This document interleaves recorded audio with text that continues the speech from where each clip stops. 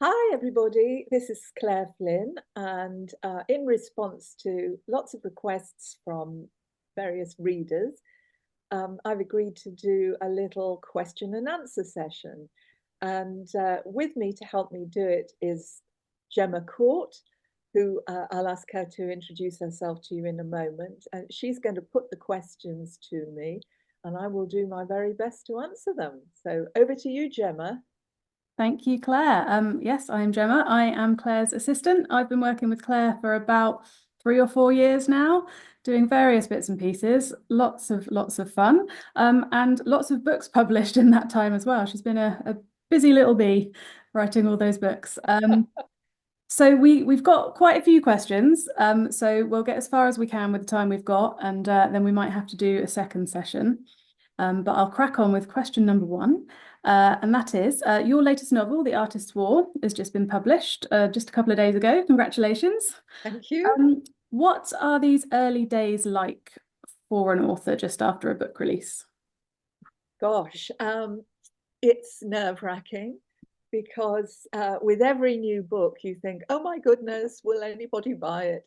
And I know that sounds silly when you've got this is number 17, but it's still a natural reaction that you are, as soon as the book is out there, you're rushing to the pages of Amazon and having a look at what the rankings are. And if it's a self-published book, you can immediately see what the sales figures are. This isn't a self-published book, so my publisher Storm is fantastic at feeding me information very quickly about how the sales are going.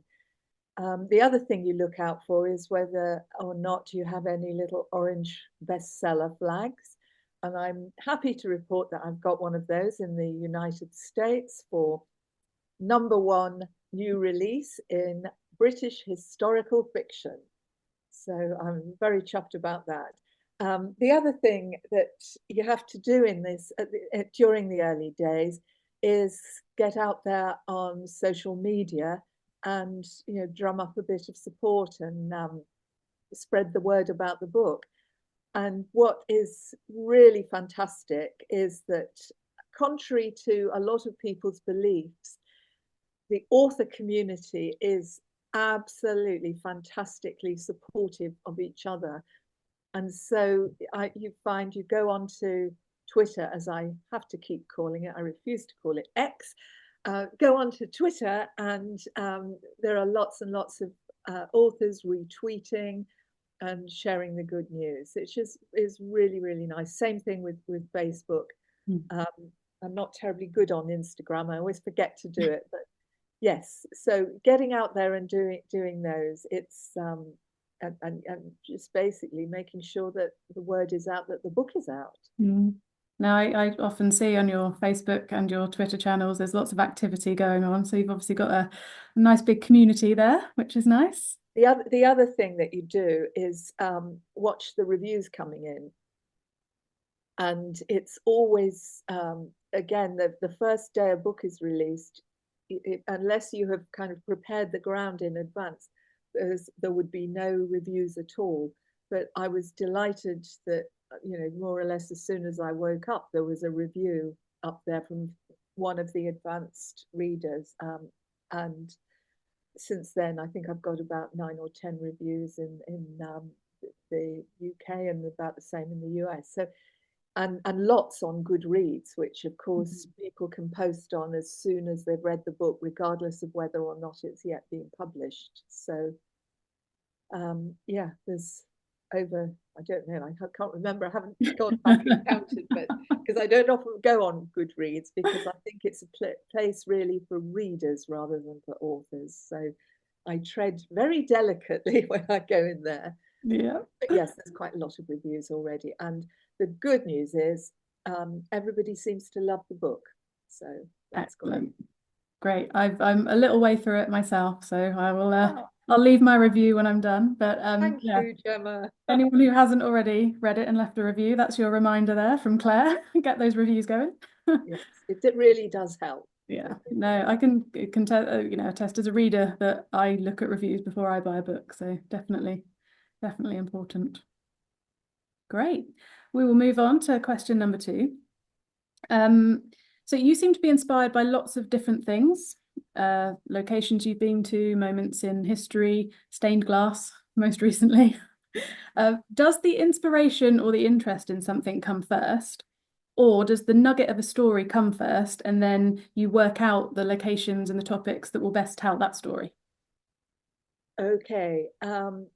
I would say 9 times out of 10, the thing that triggers the story is the location. Hmm.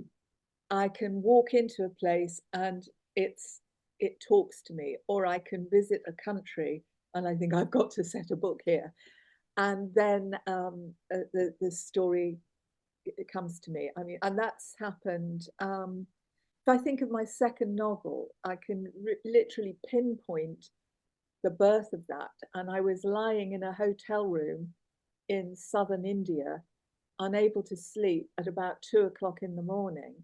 And it was in an old former colonial building. And I was looking around the room and thinking, I wonder who else has slept in this room before me. And immediately the story started to come to me. With these this latest trilogy, which is set in World War II, it's been a mixture of things, but I suppose the start point was a place that I was in when I started to write it, which was an arts and crafts house. And I used that house, I was there on a writing retreat with half a dozen friends. And I used that house as the location for the house in that is in the three books. God, I've forgotten the name of the house. Pressure's on. What I called it. I know. I think it begins with B. Oh my God, this is the trouble. You write a book and then you finish it, and you're into the next book, and you forget everything. I have to go back and fortunately, I just go rushing over to the bookshelf and pull it off and flip through and have a look. Anyway, it was based on a real house, but the whole it also pulls in a lot of my interests, and I would say an abiding interest for me is art. Mm. I like I haven't done any painting for ages, for 2 or 3 years. I've kind of got out the habit. Something I really ought to remedy. But I love looking at art. I love art history. I love finding out about it. I don't know nearly enough about it, but I've got a brother who is an art historian with a doctorate in art history, so I often have conversations with him about it. Um, and then, so writing about artists is really appealing to me. Um, and in the case of stained glass, I had no interest whatsoever in stained glass, but I'm crazy about it now. I will, I'll go out of my way to go and look at a stained glass window now.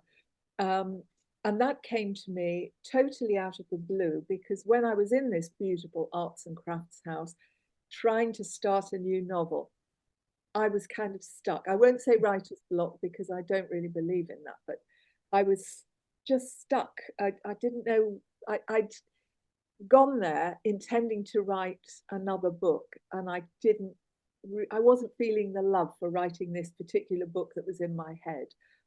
So I wanted something different, and I knew I wanted to set it in the house.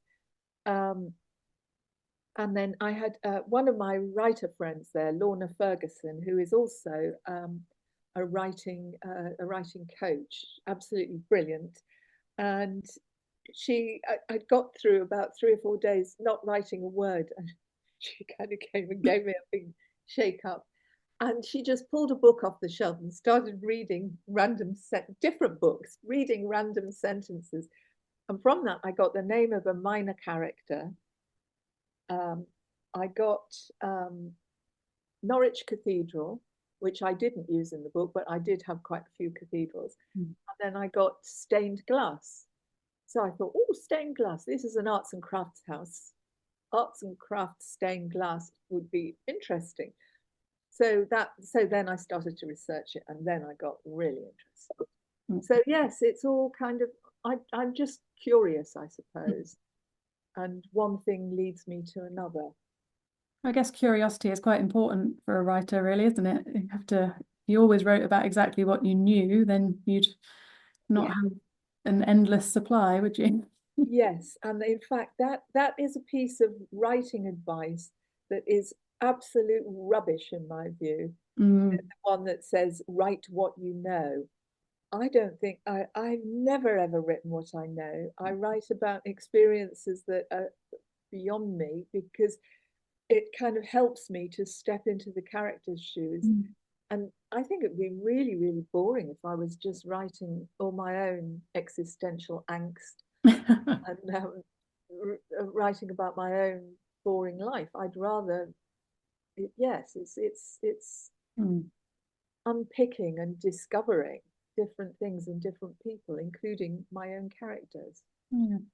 I would just quickly touch on, you mentioned an interest in art generally.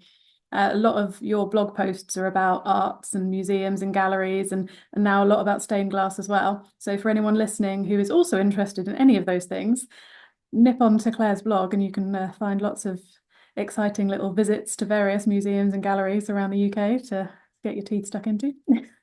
Yes, I need to do some more, don't I? Especially if everyone now goes and reads the whole back catalogue, they're going to be wanting more. Yes. Right, next question then. You've written a lot of books that take place during times of war. What is it about these periods that make them a good setting for your novels? It's interesting, really, because before I became a writer and when I first started to write, I was clear about one thing, and that was that I was never going to write a book about the war.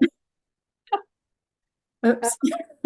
I just thought it was too big and too difficult, and I'd never lived through a war, so no, I couldn't do it.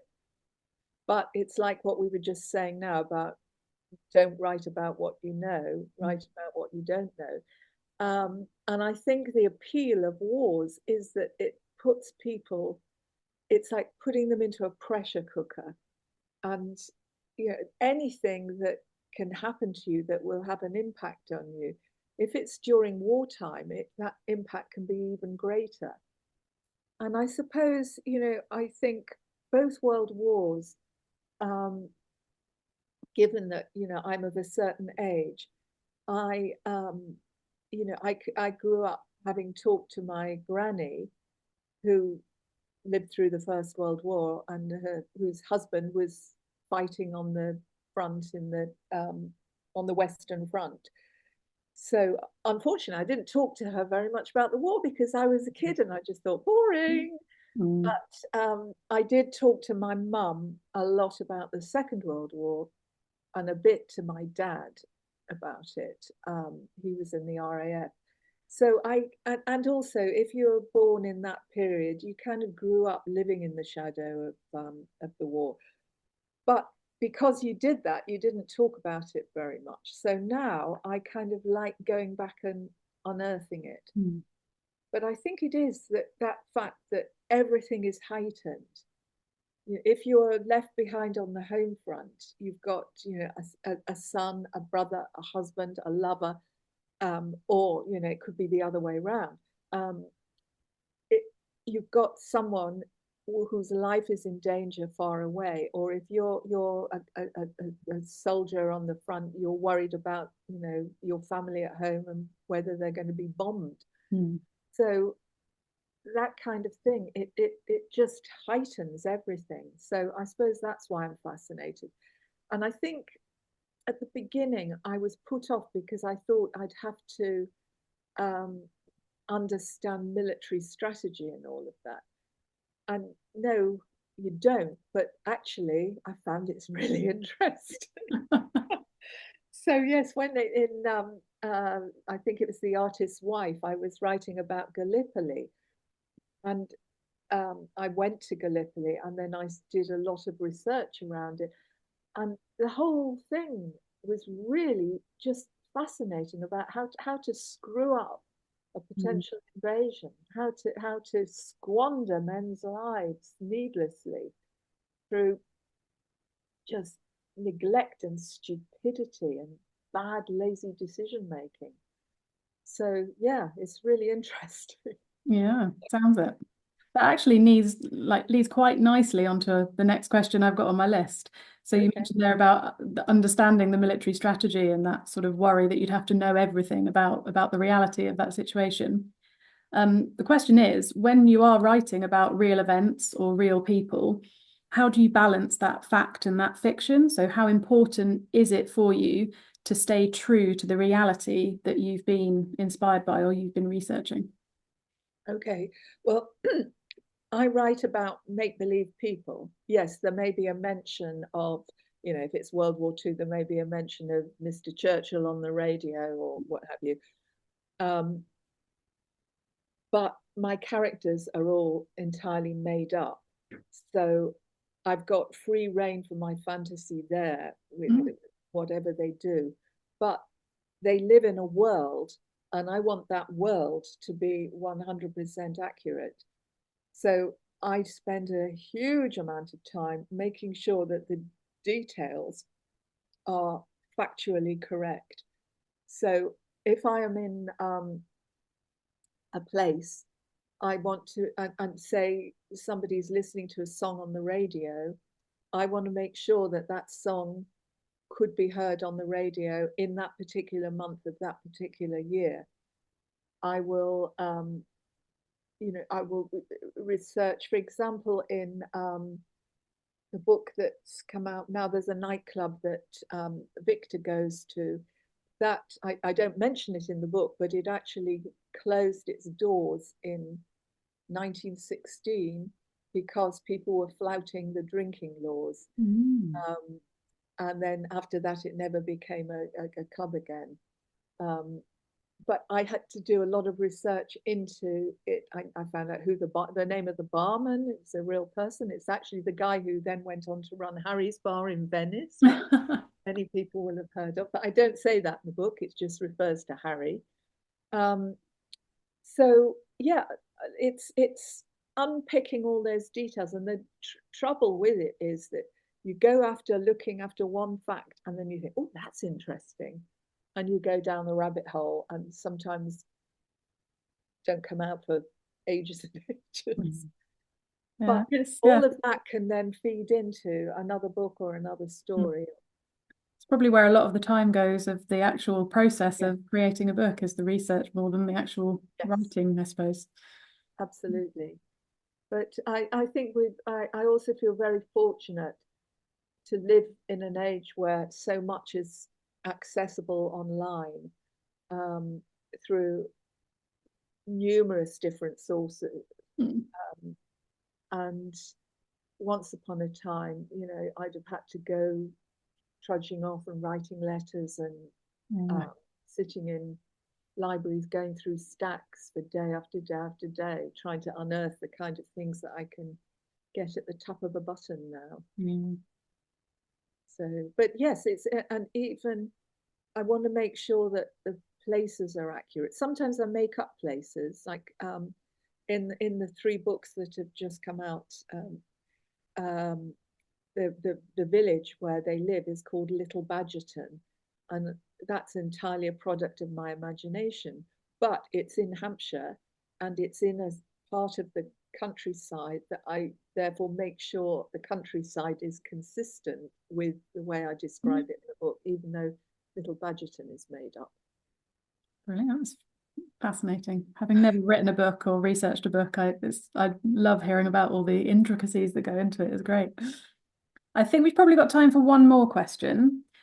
We did have quite a lot of questions from sort of aspiring authors around the process and the confidence that comes with writing. So if you're up for it, I'm going to suggest part two in a couple of weeks' time or something, where we can ask and answer a few more of those questions. Does that sound good? So focusing on the craft of writing and Yeah, that we've just had quite a few questions from people looking at sort of how that process goes, how to know when you're ready to start, ready to finish, what comes in between. So that would gosh. be good. Yeah, yeah, Okay. get ready. Yes, I better give that a bit of thought. Okay. But for today, one last question. This is quite a good one. How do you know when you've had a really great idea for a story, and how often do you abandon an idea? Oh, um, I don't really have ideas for stories. I know that sounds extraordinary, but I don't really, because that kind of implies that I would have the whole story laid out in my head. And usually it's, as I mentioned already, I often start with a place Mm. and then the characters come into the place and then the characters interact with each other and then things start to happen. And yes, I often then throw problems at them, but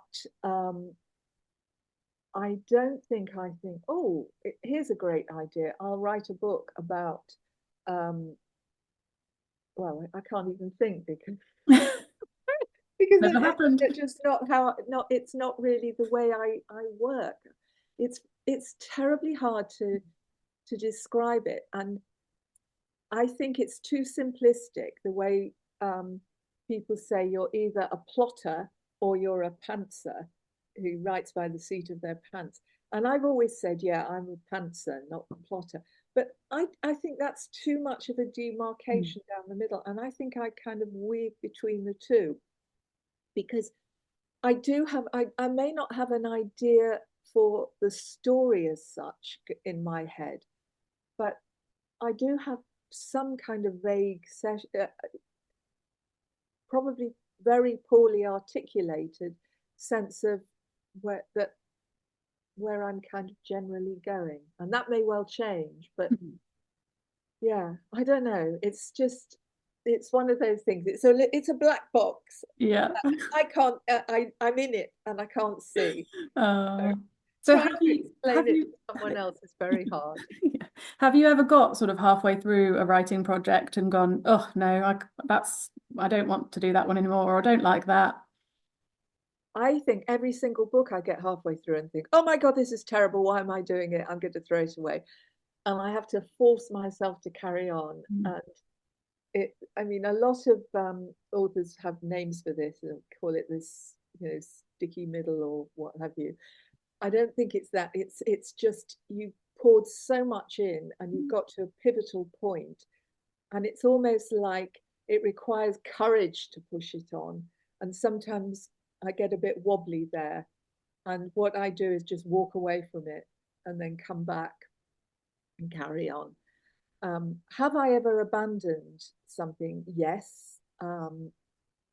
In fact, the book I'm writing now, I had got about 10 or 12,000 words and I threw them in the bin. Um, I was, I wanted to write a book set in Sri Lanka, and I started writing it while I was in Sri Lanka.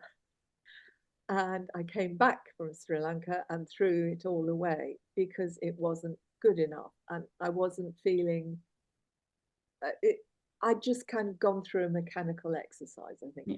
And so I put it away, left it for a couple of weeks, and then sat down and started again. And I'm now 50,000 words into it.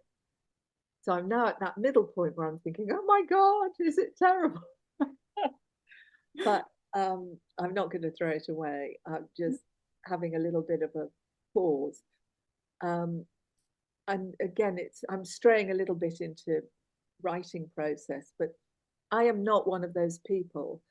I wish I was in a way who sits down every morning at 8 o'clock, 9 o'clock, whenever, in front of the screen and works Mm. through till lunchtime, has a break, goes for a walk, comes back, works through till it's time for a gin and tonic. That's not me. I don't have any rules. I just sit and write when I need to write. And sometimes that can be hours and hours and hours on end. And I'll just write, write, write, write, write. And then I might leave it for 3 or 4 days. So, yeah, we're all different. And I Indeed. think you have to find your own rules, your own way of doing things that will work for you. Mm. So that's, and I think also for myself, it's evolved over time. When I started writing, I was also running a business and I'd be going flying off to somewhere or other to see clients, and I would be, writing in airports and on trains, and then squeezing it in between, preparing a report or something. Um, Now I don't have any of that, but I don't think I'm any more productive as a result. So yeah, you just find your own rhythm, your own way of doing it. Let it flow when it wants to flow. Yes, exactly. Great. Exactly. Well, best of luck with the other half of that book then. Look forward to hearing more about Thank that one. you. Thank you. We're out of time now, really. Okay. So were there any final thoughts or comments that you wanted to No, share before we wrap up? no, just if anybody's got any other questions, just Mm. fire them off, because it's quite fun doing this. So if you Yeah. don't mind, Gemma, we can do some more in the future. And yes, we can do one on writing craft Mm. for the aspiring writers. Um, but no, otherwise, I'd just say, yeah, thank you for listening, and thank you for reading my books. Thank you to those of you who write reviews. That is so welcome. I can't stress that enough. And yeah, happy reading, and thanks very much. And thank you very much to you, Gemma, for putting all this together. No, thank you for answering all those questions. Look forward to the next one. So, bye bye. Bye, everyone.